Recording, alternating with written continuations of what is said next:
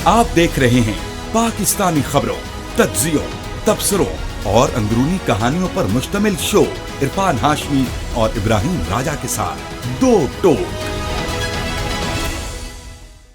बिस्मिल्लाहिर्रहमानिर्रहीम, अस्सलाम वालेकुम नाज़रीन, मैं हूं इरफान हाशमी और आपको प्रोग्राम दो टोक में खुशामदीद कहता हूं। और हमारे साथ मौजूद हैं इब्राहिम राजा साहब। राजा साहब अस्सलाम वालेकुम। वालेकुम अस्सलाम।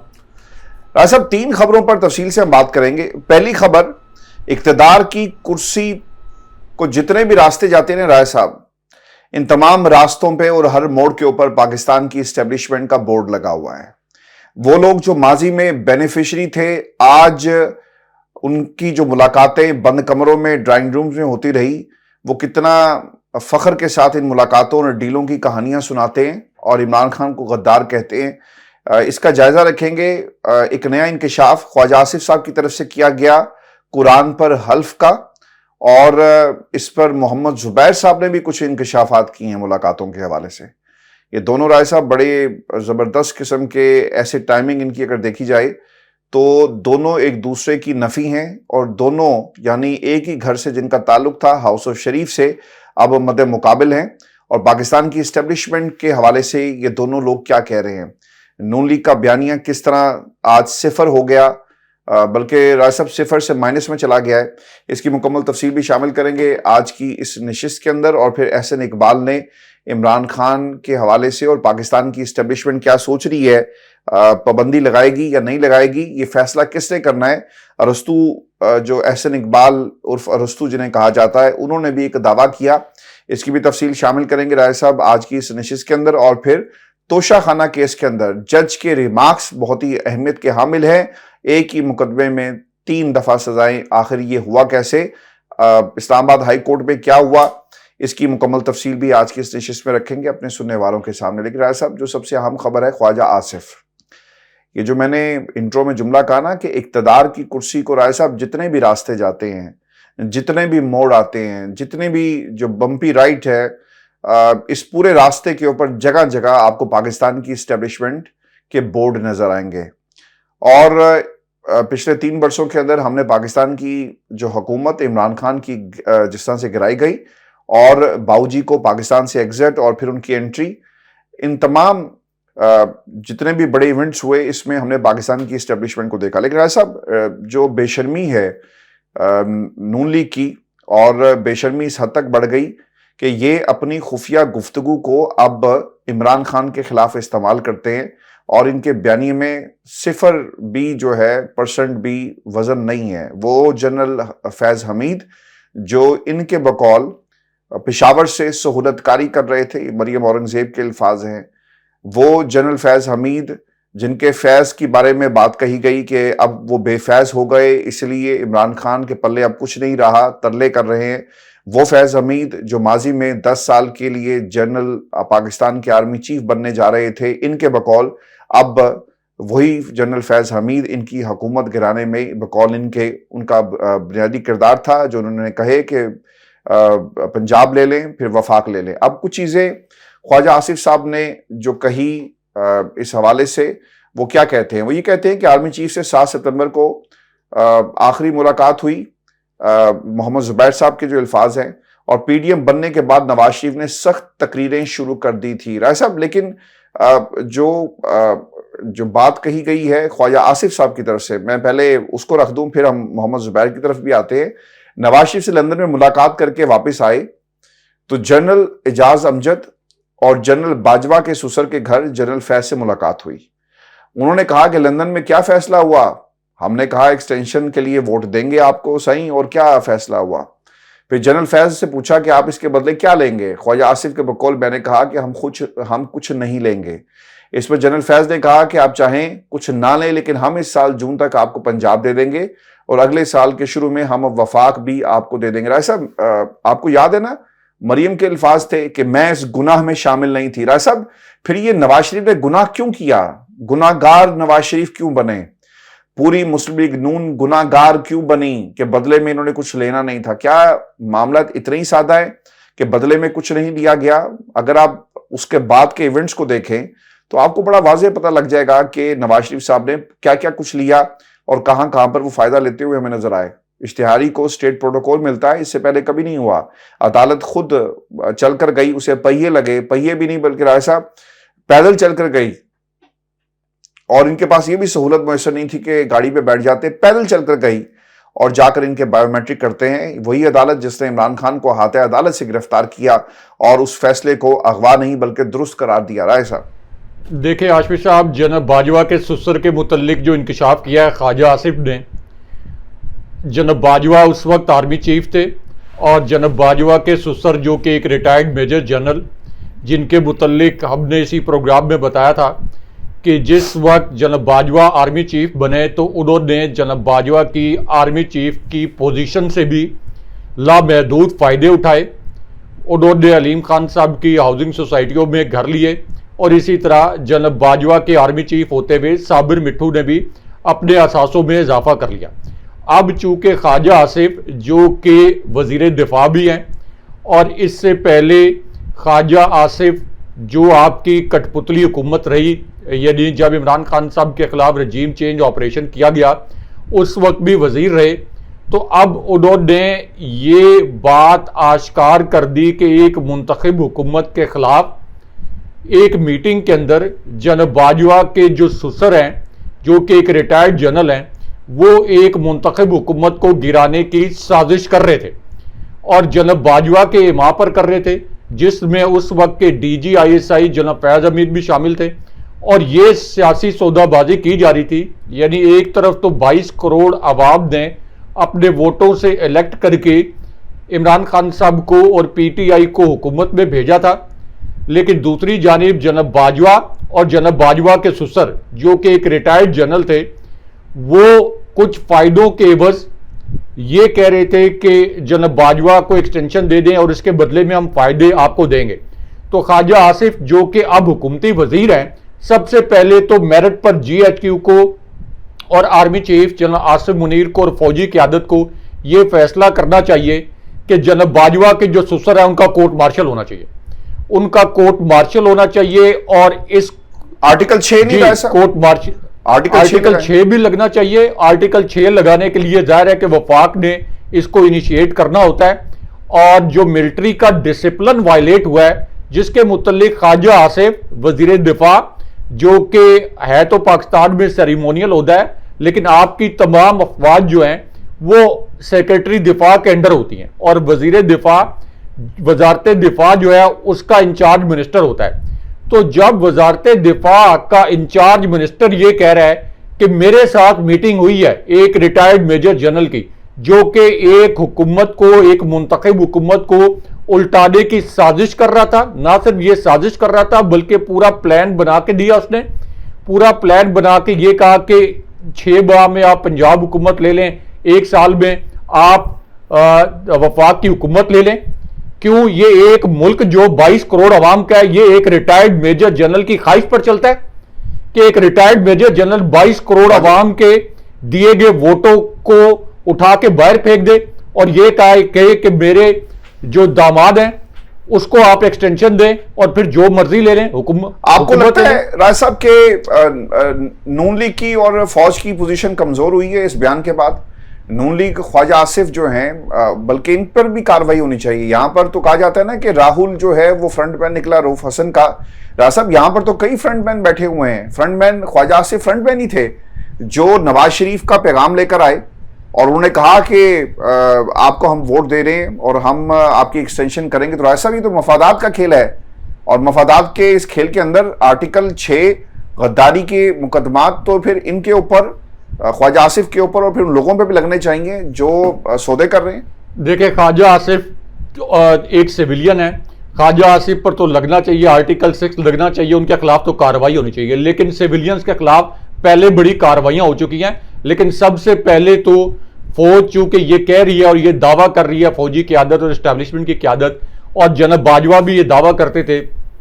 کہ فوجی قیادت اور اسی طرح اسٹیبلشمنٹ جو ہے یہ مکمل طور پر غیر سیاسی ہے. تو اب تو اگر یہ دعویٰ کیا ہو پی ٹی آئی نے, اگر یہ الزام لگایا ہو پی ٹی آئی نے, پھر تو کہا جائے کہ پی ٹی آئی اور اسٹیبلشمنٹ اس وقت تاثر یہ ہے کہ آمنے سامنے کھڑے ہیں, تو پی ٹی آئی کے اس الزام کی حقیقت جاننے کے لیے کوئی تحقیقات ہونی چاہیے. اب تو سٹنگ جو وزیر دفاع ہے جو کہ پوری طرح الائنڈ ہے اس وقت اسٹیبلشمنٹ کے ساتھ، جی ایچ یو کے ساتھ، فوجی قیادت کے ساتھ، جس کو فوجی قیادت کا اعتماد حاصل ہے، وہ ایک ریٹائرڈ میجر جنرل کے متعلق یہ گواہی دے رہا ہے. تو سب سے پہلے، کیونکہ اس میں یاد رکھیں ایک بہت اہم پوائنٹ یہ ہے کہ بے نظیر بھٹو صاحبہ کی حکومت گرانے کے لیے جن 4 ملٹری آفیشل نے سازش کی تھی ان کو سزائیں سنائی گئی تھی، اور ان کو سزائیں سنائی گئی، ان کو سزائیں بھگتنا بھی پڑی، ان کو جیلیں کاٹنی بھی پڑی. تو اس لیے سب سے پہلے تو اب یہ ضروری ہے کہ اگر اس ملک میں جمہوریت چلانی ہے، جو کہ پہلی جمہوریت نہیں عملی طور پر ماشاء اللہ لگا ہے، تو فوج یہ انیشیٹو لے تاکہ کبھی آگے جا کے کسی بھی سینئر ملٹری آفیشل کا کوئی داماد، کوئی اس کا سسر، کوئی اس کا سمدھی، کوئی اس کا جو رشتہ دار ہے، وہ آرمی چیف کے عہدے کا فائدہ اٹھاتے ہوئے اس طرح سے اپنے لیے مالی مراحت نہ لے. تو ایک تو جناب باجوہ کے جو سمدھی ہے ان کے خلاف بھی تحقیقات کرنی چاہیے، اور امیڈیٹلی یہ تحقیقات کرنی چاہیے. خواجہ آصف نے جو انکشاف کیا جناب باجوہ کے سسر کے متعلق، اور جناب باجوہ کے سسر کی جو ریٹائرڈ میجر جنرل ہیں ان کی سیاست میں انوالومنٹ تو ایک اوپن سیکرٹ ہے. اور دوسرا یہ کہ D G I S I اس وقت کے جو جناب فیض حمید، جو کہ اس وقت کے آرمی چیف جناب باجوہ کی ہدایات پر عمل کر رہے تھے، یہ یاد رکھیے گا کہ جو D G I S I ہوتا ہے اس کے نیچے ٹروپس نہیں ہوتے. D G I S I کے نیچے ٹروپس نہیں ہوتے. لوگ سمجھتے ہیں کہ آئی ایس آئی کا جو ہے یہ بہت انفلوئنس ہوتا ہے. آئی ایس آئی کا سیاست کے اوپر تو انفلوئنس ہوتا ہے. آئی ایس آئی اپنے طور پر کچھ ایکٹ نہیں کرتی. اگر وہ اپنے طور پر ایکٹ کرے تو اس کے نیچے ٹروپس نہیں ہوتے. آپ کو یاد ہوگا کہ آئی ایس آئی کے چیف کو نواز شریف نے جب مشرف طیارہ سازش کیس تھا تو اس وقت آئی ایس آئی کے چیف کو آرمی چیف بنانے کی کوشش کی تھی، لیکن ان کے نیچے ٹروپس نہیں تھے، تو آرمی نے اٹھا کے ان کو باہر پھینک دیا تھا، اور سابق صدر پرویز مشرف نے ٹیک اوور کر لیا تھا. ایک غیر آئینی مارشل لا لگا دیا تھا. نون لیگ کی حکومت غیر آئینی اقدامات بھی کر رہی تھی، غیر مقبول بھی تھی، لیکن اس کے باوجود کسی بھی آرمی چیف کو یہ اختیار نہیں ہے کہ وہ مارشل لا لگائے. وہ بھی ایک غیر آئینی مارشل لا تھا، اور اس وقت بھی آئی ایس آئی چیف کے نیچے چونکہ ٹروپس نہیں ہوتے تو نواز شریف کا وہ ایڈونچر کامیاب نہیں ہوا تھا. اسی طرح جناب فیض حمید جو کچھ کر رہے تھے وہ اس وقت کے آرمی چیف جناب باجوہ کے کہنے پر کر رہے تھے، لیکن سٹل یہ ان کے حلف کی خلاف ورزی ہے، اور جناب فیض حمید سے بھی تحقیقات ہونی چاہیے. مجھے اگر آپ اجازت دیں ایک تصویر بھی رائے صاحب آئی تھی جب D G I S I تھے، تو ان کے اوپر تو یہ الزام تھا کہ یہ عمران خان سے بہت زیادہ ملتے ہیں. آپ کو یاد ہے فیض حمید صاحب کے بارے میں، اور یہ کنٹرول نہیں ہوتے. تو پھر باجوہ صاحب نے کیا کیا، وہ گئے آئی ایس آئی کے ہیڈ کوارٹر اور وہاں پر جا کر انہوں نے ایک تصویر بنوائی تھی. رائے صاحب آپ کو یاد ہے، صرف یہ پیغام دینے کے لیے کہ ہو از دا باس، اور وہ پھر تصویر کافی زیادہ سرکولیٹ بھی ہوئی. آپ نے جس کیس کا ذکر کیا رائے صاحب، یہ باقاعدہ چلا ہے، فوج نے اس کیس کو چلایا. جو لوگ اس کے اندر جن کو سزا ہوئی، supreme court uphold the conviction of ex army officers guilty of plotting to topple Benazir Bhutto's government in back in 1995، جس میں 2 لوگ ہیں جی. ایک تو کرنل محمد آزاد منہاس تھے اور کرنل عنایت اللہ خان ور اریسٹڈ، اور پھر یہ کیس بھی چلا. آپ میرا خیال ہے جس کیس کی بات کریں جس میں پیسے دیے گئے غالباً اور پیسے تقسیم کیے گئے. اب رائے صاحب جی پیسے تقسیم بھی کیے گئے، لیکن میں اس کیس کی نہیں، اسی کیس کی بات کر رہا تھا جہاں پہ ان کو جیلوں میں بھی جانا پڑا اور سپریم کورٹ نے اس فیصلے کو برقرار بھی رکھا. تو اگر یہ 90 کی دہائی میں جب نہیں، ایک چیز میں اس میں ایڈ کر دوں، چونکہ یہ کام ہوا ہے سپریم کورٹ میں، کیا تحریک انصاف یا پھر کوئی بھی پرائیویٹ اپنے طور پر سپریم کورٹ کا دروازہ کھٹکھٹا سکتا ہے کہ جی وزیر دفاع نے اسٹیٹمنٹ دی ہے اور حکومت کو ٹوپل ڈاؤن کرنے میں ان لوگوں کا ہاتھ تھا، اور دعوے کیے جا رہے ہیں، چونکہ جنرل فیض حمید یا باجوہ صاحب تو نہیں بول رہے، لیکن جو رسپانسبل ہیں، یا پھر یہ درخواست لے کے جائی جا سکتی ہے؟ بالکل لے کے جائی جا سکتی ہے، اور یہ درخواست صرف جناب باجوہ کے سسر کے متعلق نہیں ہونی چاہیے، یہ درخواست جناب باجوہ کے متعلق بھی ہونی چاہیے، کیونکہ جناب باجوہ بھی اپنے آئین کی خلاف ورزی کر رہے تھے. جب کوئی آرمی چیف جو ہے وہ اپنے عہدے کا حلف دیتا ہے تو اس کے حلف میں یہ بڑے واضح انداز میں شامل ہوتا ہے کہ میں آئین کے اندر رہ کے اپنی ذمہ داریاں انجام دوں گا. لیکن اگر کوئی بھی آرمی چیف یعنی پچھلے 76 سال سے کوئی بھی آرمی چیف ایسا ہو جو کہ ایک ڈرائنگ روم میں بیٹھ کے یہ کہہ رہا ہو کہ ایک منتخب حکومت موجود ہے اور اس حکومت کو میں الٹا دوں گا، بتائیں ہمیں کیا ملے گا، ہم آپ کو کیا دیں گے، 6 مہینے میں پنجاب حکومت لے لیں اور 1 سال میں وفاق کی حکومت لے لیں، تو اس کا مطلب یہ ہے کہ جو بھی ملٹری آفیشل یا جناب باجوہ کے سسر یا جناب باجوہ کے سمدھی یہ سب 22 کروڑ عوام کو بھیڑ بکریاں سمجھتے ہیں کہ ان کے ووٹ کی کوئی وقت نہیں اور ڈرائنگ روم میں بیٹھ کے فیصلہ کر لیں گے کہ 6 مہینے میں اس صوبے کی حکومت آپ کو دے دیں گے، 1 سال میں اس صوبے کی حکومت دے دیں گے۔ اس لیے جناب باجوہ کے خلاف بھی GHQ سے یہ ایکشن انیشیٹ ہونا چاہیے۔ یہ جو عمران خان صاحب کے خلاف ایک نام نہاد آرٹیکل 6 کا نیا مقدمہ صرف اس بنیاد پر بنانے کے لیے پورا ایک پلان بنایا گیا کہ عمران خان صاحب نے یہ کیوں پوچھ لیا کہ حمود الرحمان کمیشن کی رپورٹ کے مطابق جنرل یحییٰ سقوط ڈھاکہ کے ذمہ دار تھے یا شیخ مجیب سقوط ڈھاکہ کے ذمہ دار تھے، تو صرف یہ سوال پوچھنے پر جو کہ عمران خان صاحب نے خود پوچھا بھی نہیں، ان کے ٹویٹر ہینڈل سے ایک ویڈیو اپلوڈ ہوئی تو یہ کہا گیا کہ عمران خان صاحب نے ریاست پاکستان افواج پاکستان کے خلاف بدترین سازش کر دی۔ وہ ریاست پاکستان کے خلاف سازش ہے یا ایک ڈرائنگ روم میں بیٹھ کے ایک الیکٹڈ گورنمنٹ کو برطرف کرنے کے متعلق سازشیں کی جائے؟ یہ زیادہ بڑا جی گھرونا کام ہوا۔ آپ کی اجازت سے ایک اور بھی کام ہوا، اگر یہ عمران خان کے اوپر ایسی بات کرتے ہیں، ایسا وہ ٹویٹ ہوئی اور پھر جو ویڈیو خان صاحب نے اس پہ موقف دے دیا، میں مجیب الرحمان شامی صاحب کو سن رہا تھا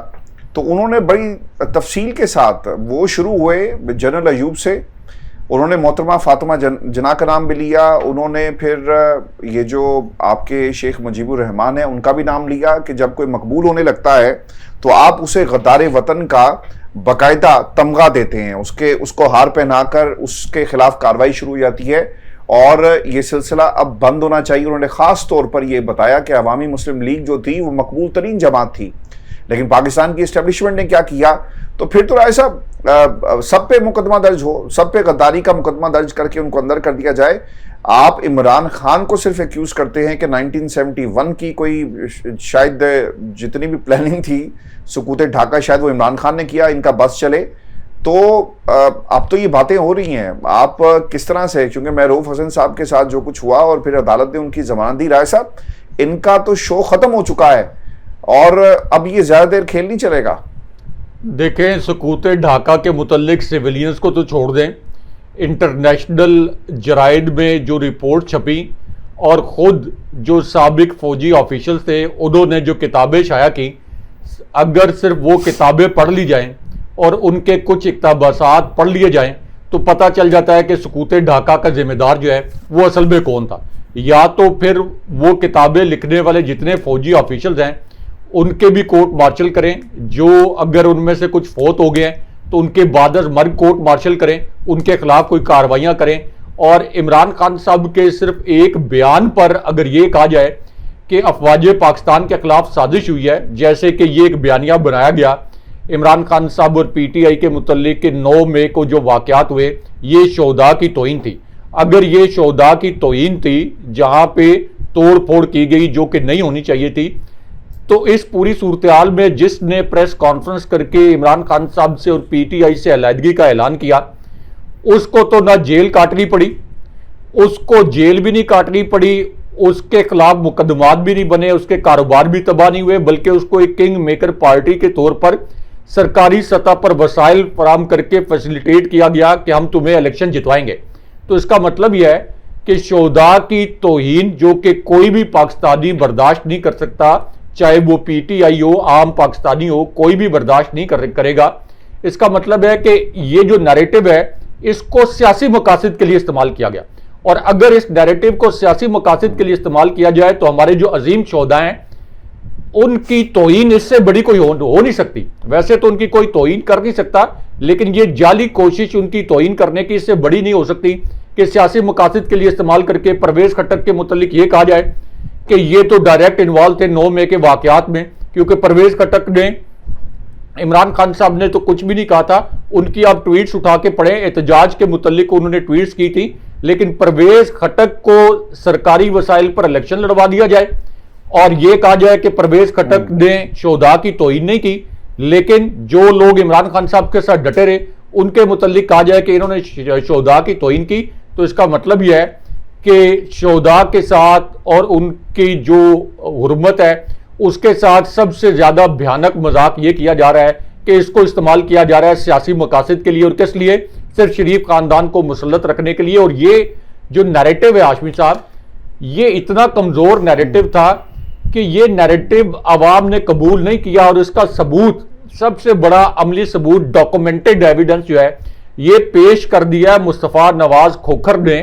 جو کہ ڈی ایچ ایز کے حلقے سے الیکشن لڑے، اور ان کی ویڈیو اور انہیں ڈاکومنٹ شیئر کیا ہے کہ دیکھیں ڈی ایچ اے جہاں پہ ہمارے فوجی افسران، فوجی اہلکار، ان کے اہل خانہ رہتے ہیں، یہاں پہ ووٹ 3/4 پی ٹی آئی کو پڑا ہے۔ تو جب فوج نے اس بیانیے کو قبول نہیں کیا تو عام شہری کہاں قبول کرتا؟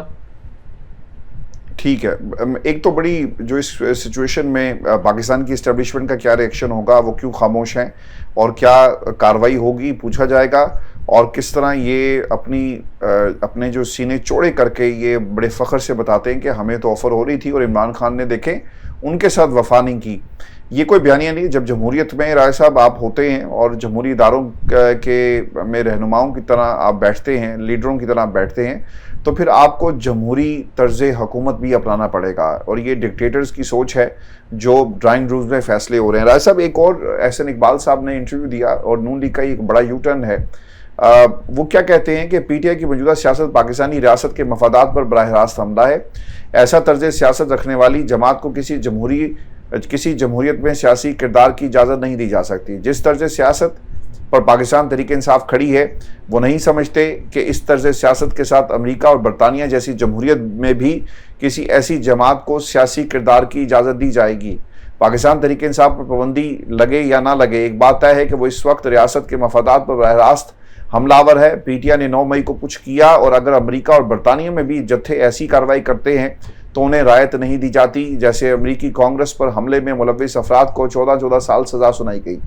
اگر کوئی سیاسی جماعت ملک کے مفادات کے خلاف کام کرتی ہے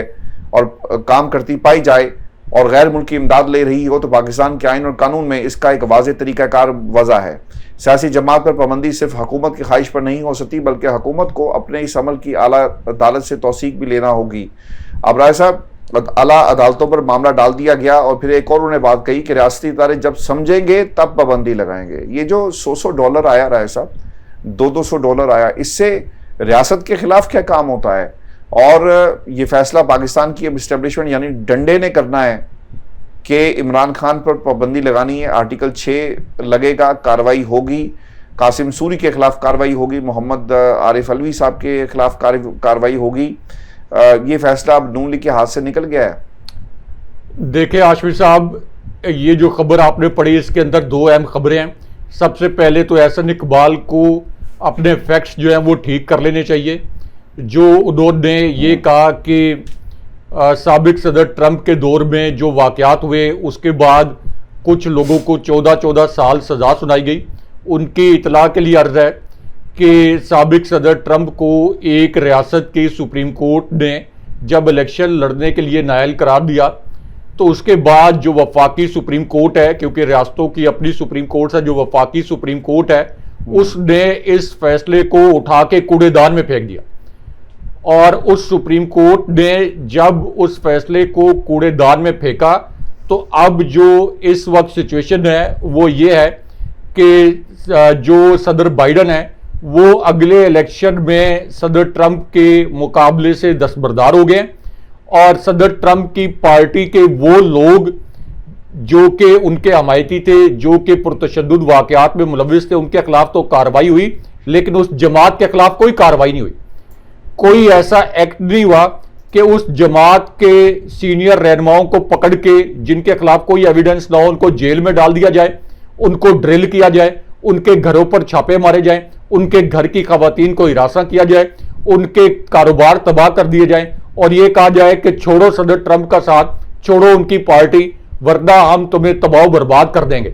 کوئی ایسا نہیں ہوا کہ ان کی جماعت سے انتخابی نشان چھین لیا گیا ہو، سپریم کورٹ کو اسٹیبلشمنٹ کی باندی بنا کر، اور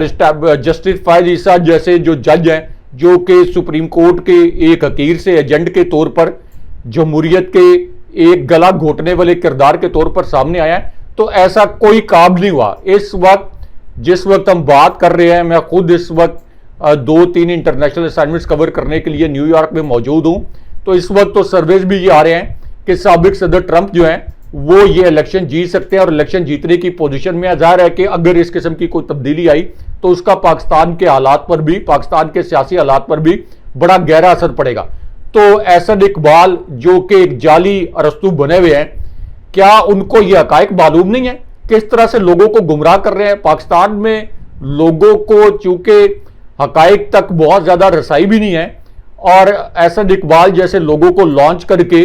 اس طرح کی جعلی خبریں پھیلائی جاتی ہیں، کسی قسم کی پابندی ٹرمپ کی جماعت پر یا ان کے جو پارٹی کے رہنما تھے ان کے اوپر نہیں لگائے گی۔ وہاں پہ یہ نہیں کیا گیا کہ ان کے نائب کو جیسے شاہ محمود قریشی کو بھی جیل میں ڈال دیا گیا، پارٹی کے جو صدر تھے چودھری پرویز لائی ان کو بھی جیل میں ڈال دیا گیا اور کہا گیا کہ پریس کانفرنس کرو۔ کیا آپ نے دیکھی ہے کہ کوئی پریس کانفرنس یہاں کوئی اسٹیبلشمنٹ نے صدر ٹرمپ کے ساتھیوں سے کروائی ہو کہ آپ ان کے خلاف پریس کانفرنس سے شروع کر دیں؟ تو اس لیے ہاشمی صاحب یہ تو موازنہ بنتا نہیں۔ یہ احسن اقبال نے یہ مثال دے کے نون لیگ کا اسٹیبلشمنٹ کا جو کیس ہے جو کہ عوام کے سامنے رکھا گیا تھا اس کو کمزور کر دیا ہے۔ دوسرا یہ کہ احسن اقبال نے بڑی مہارت کے ساتھ، مہارت کا لفظ تو پازیٹو معنوں میں استعمال ہوتا ہے، بڑی عیاری اور مکاری کے ساتھ تحریک انصاف، چالاکی، مکاری اور عیاری کے ساتھ تحریک انصاف پر پابندی کا جو موو ہے اس کو تھوپ دیا اسٹیبلشمنٹ کے سر پر۔ یعنی وہ خود بری و ذمہ ہو رہے ہیں یہ تاثر دینے کے لیے، کیونکہ بڑی تنقید ہو رہی تھی کہ سب سے مقبول جماعت کو کیسے بین کیا جا سکتا ہے، اور تنقید ظاہر نون لیگ پر بھی ہو رہی تھی، تو انہوں نے بڑی عیاری کے ساتھ یہ کہہ دیا کہ ہم تو پی ٹی آئی کو بین نہیں کر رہے، یہ ہمارا فیصلہ نہیں ہے، یہ تو فوجی قیادت کا فیصلہ ہے، فوجی قیادت جب مناسب سمجھے گی تحریک انصاف کو بین کر دے گی۔ یہ وہ سازش ہے، یہ وہ سازش ہے جس کے متعلق عمران خان صاحب نے ابھی ریسنٹلی اپنی میڈیا ٹاک میں کہا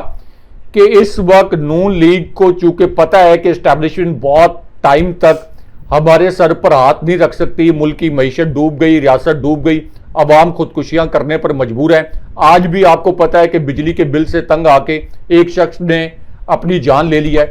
تو اسٹیبلشمنٹ اس پوری صورتحال میں کتنے عرصے تک عوام کی تنقید برداشت کرے گی اور کتنے عرصے تک اس نالائق اور نائل حکومت کو سپورٹ کرے گی؟ تو اس لیے اب ان کی پوری کوشش ہے، یہ ایک بڑی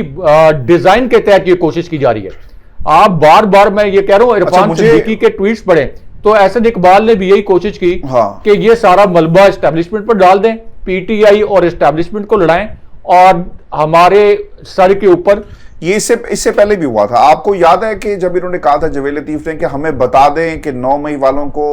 آپ نے ہار پہنانے ہیں یا ہتھکڑیاں ان کے ہاتھوں میں ہوں گی، یا ہمیں بتا دیں، اور وہ اکساتے رہے۔ آپ نے ایسا، مجھے ایسا لگتا ہے کہ معیشت کی کارکردگی ان سے سنبھالی چونکہ نہیں گئی، معیشت نہیں سنبھالی گئی، تو یہ بھی اس کے اندر ایک ایلیمنٹ ہے کہ عمران خان کے مقدمات، عمران خان کی پر تنقید، پابندی اور دیگر معاملات کا جو بازار انہوں نے گرم کیا ہوا ہے، اس سے ان کے اصل کارکردگی چھپتی ہے۔ اور آج تو رائے صاحب پاکستان کے اندر اگر یہ واقعہ برطانیہ میں ہوا ہوتا یا امریکہ میں تو مجھے یقین ہے کہ وہاں کی ہیڈ لائنز یہ ہوتی کہ ایک نوجوان نے خودکشی کر لی اور اس کو وابڈا والا دھمکا رہا تھا کہ تم بجلی چوری کر رہے ہو۔ راجہ صاحب ہمارے نوجوان خودکشیاں کرتے ہیں، ایک عورت نے نالے میں چھلانگ لگا دی اس لیے کہ اس حکومت کے گندے کرتوت ہیں، اور چھلانگ اس لیے لگائی کہ وہ بجلی کا بل زیادہ آ گیا۔ ایک باپ نے غربت سے تنگ آ کر اپنی 2 بیٹیوں کو رائے صاحب ذبح کر دیا، اور اسی طرح کا ایک واقعہ گجرانوالہ میں ہوا، گجرات میں ہوا، جہاں پر بھائی نے بھائی کو قتل کر دیا، اور یہ حکومت کہتی ہے کہ سب اچھا ہے۔ میرا خیال ہے کہ یہ کارکردگی کو بھی چھپا رہے ہیں۔ دیکھیں ہاشمی صاحب، ان کی پرفارمنس کے متعلق جب بھی کوئی سوال کیا جائے تو سوال گندم جواب چنا، یہ 9 مئی کے واقعات کی گردان جو ہے یہ دہرانا شروع کر دیتے ہیں۔ اچھا، اب یہاں پہ مریم نواز کے متعلق بھی ایک اہم خبر ہے، کیونکہ مریم نواز جن کی وزارت اعلیٰ جعلی فارم 47 کی بدولت جو ہے یہ نام نہاد عارضی طور پر قائم تھی، ویسے تو یہ ایک بڑا نیریٹو بنایا گیا کہ مریم نواز کی گورننس دیکھیں, مریم نواز نے پنجاب میں بڑے کام کر دیے, ایک بارش ہوئی ہے اور لاہور جو ہے یہ پورا ڈوب گیا, لاہور ایئرپورٹ ڈوب گیا, پورا لاہور ڈوب گیا. اور مریم نواز ٹویٹس کر رہی ہیں کہ اصل میں بارش چونکہ بہت زیادہ ہوئی ہے, جو کہ مخصوص علاقے میں زیادہ ہوئی ہے, لیکن لاہور پورا ڈوبا ہوا ہے. تو وہ یہ ٹویٹس کر کے اپنی فیس سیونگ کرنے کی کوشش کر رہی ہیں, لیکن ان کی جو گورننس کے متعلق جو نام نے آج دعوے کیے گئے تھے وہ دعوے بھی سارے جعلی ثابت ہوئے ہیں. اب اس پوری صورتحال میں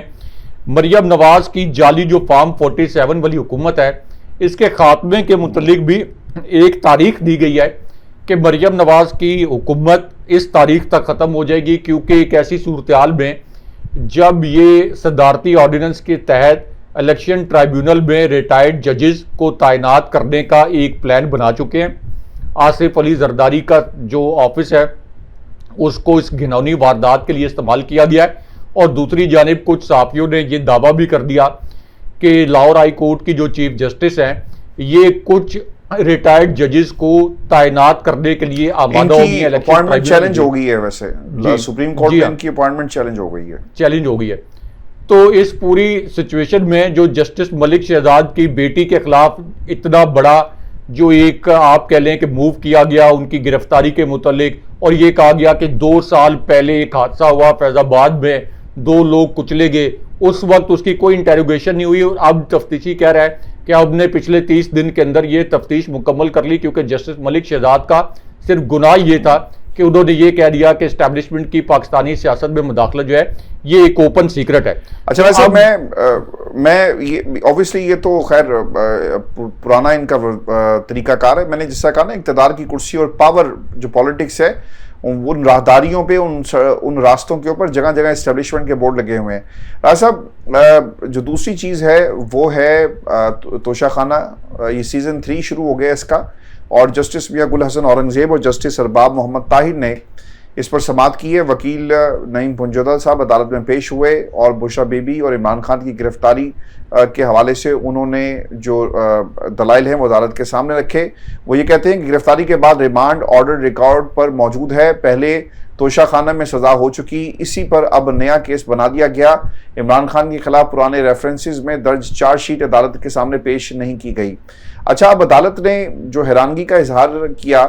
اور وہ یہ کہتے ہیں کہ جب دوبارہ توشہ خانہ کیس میں سزا ہو گئی تو پھر نئی سزا کیوں دی گئی. اس کا جواب اب نیب سے طلب کر لیا گیا ہے اور سماعت جو ہے رائے صاحب اسے ملتوی کیا گیا اور آئندہ سماعت کے اوپر یعنی 8 اگست کو جواب طلب کیا. رائے صاحب, یہ بھی کیس اپنی موت مر رہا ہے. رؤف حسن صاحب کی ضمانت ہو گئی ہے رائے صاحب, اور جج نے یہ ماننے سے انکار کر دیا ہے کہ واقعی راہل سے وہ جو فرنٹ مین راک ہے اس سے رؤف حسن صاحب رابطے میں تھے, یا پھر پاکستان تحریک لبیک پاکستان سے یا باقی لوگوں سے. کاؤنٹر ٹیررزم والا کیس ابھی وہیں سٹینڈ کر رہا ہے, لیکن وہ بھی رائے صاحب ختم ہو جائے گا. دیکھیں عاشور صاحب, ایک تو رؤف حسن صاحب کے متعلق کسی قسم کے شواہد نہیں تھے. ریاست نے اپنے منہ کے اوپر اس ریاست نے مزید کالک مل لی ہے اس قسم کے مضحکہ خیز کیسز بنا کے, اور عالمی میڈیا بھی اس کیس کے متعلق جو اس نے رپورٹنگ کی ہے وہ ہماری ریاست کے لیے شرمناک ہے. اس لیے میں نے کہا تھا کہ جو اسکرپٹ رائٹر ہے اس قسم کے کیسز بنانے کا اس کو کان پکڑوانے چاہیے. اب آ جائیں کہ جو مریم نواز کے متعلق جو سینیٹر اون عباس ہیں وہ یہ کہہ رہے ہیں کہ مریم نواز کی جو جعلی فارم 47 والی حکومت ہے, یہ جو چیف منسٹر ہیں, اس کا خاتمہ 30 اکتوبر کو ہو جائے گا, کیونکہ مہر شرافت نے ایک پٹیشن بھی دائر کر رکھی ہے, اور مہر شرافت کے جو فارم 45 ہیں ان کو کاؤنٹ کیا جائے, یعنی ان کے اوپر جو درج ووٹ ہیں ان کو کاؤنٹ کیا جائے تو واضح ہے کہ مریم نواز جو ہیں وہ جعلی طریقے سے ان کو یہ نشست جتوائی گئی تھی. اس لیے سینیٹر اون عباس انہوں نے یہ دعویٰ کیا ہے کہ مریم نواز کی یہ جعلی جو وزارت اعلیٰ ہے یہ ختم ہونے والی ہے, اور یہ وجہ ہے یہ مریم نواز نے جو جج صاحبان کے خلاف نیریٹو بنایا ہے, اور یہ جو جج صاحبان کو اب دھمکا رہی ہیں مسلسل ان کے نام لے کے, اس کی وجہ یہ پینک بھی ہے تاکہ کسی طریقے سے ان کے خلاف جو ایک ممکنہ فیصلہ آ سکتا ہے اس فیصلے کو روکا جا سکے. بہت شکریہ صاحب. ویڈیو شو تھا آج کا ہمارا. اپنے کمنٹ ضرور بھیجیے گا اور ویڈیو کو شروع سے لے کر آخر تک ضرور دیکھیے گا. کمنٹس لازمی بھیجیں چینل کے اوپر, اور چینل کو ضرور سبسکرائب کیجیے گا. اجازت دیجیے, اللہ نے اللہ نگہبان.